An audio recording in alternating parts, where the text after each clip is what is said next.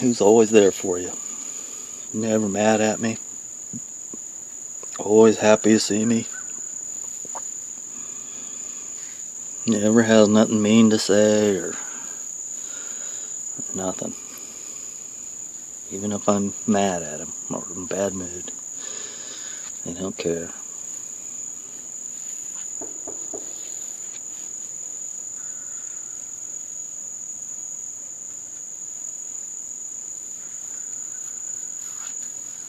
Good boy. Good boy.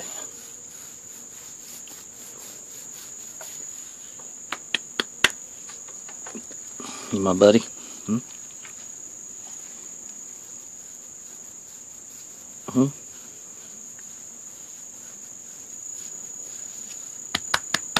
Love you, buddy. So I had this friend one time that played bass, and he was a little bit older than I was, and anyway, he talked like he had an English accent all the time, you know, and I guess for the girls or whatever the deal was, but he was from Texas. Anyway, when we lived out in the desert in Tucson, there wasn't a whole lot to do, you know, and when you're kind of young and you want to go drink beer and stuff, going into town or whatever is probably not the smartest thing. So a lot of us, you know, four-wheeled, and we would go out in the desert and just four-wheel around, and that was just what we did. And that's what me and my buddy were doing. He had an older Jeep with a small block Chevy in it, and we were just tooling around the desert, and it was probably, I don't know, midnight, a little after midnight, and we came over this hill, and there was a truck down in this gully, and there were dudes laying all over the place in the ground. There were just bodies everywhere, and we pulled down there, and we must have just kind of come up on it as it happened, because one of the guys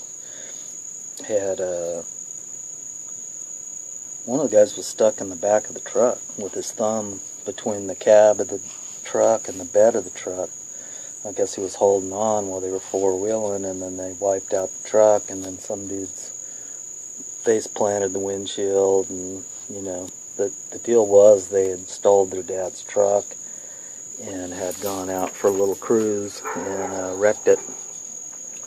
Needless to say, they were all hurt pretty bad, and my buddy he was a paramedic by trade, but he was going to school for anesthesiologist, and we got the guy's thumb out of there, and he was already in shock, you know, telling us that he loved us and all this stuff, and it was just, you know, a pinched thumb, so that goes to show you.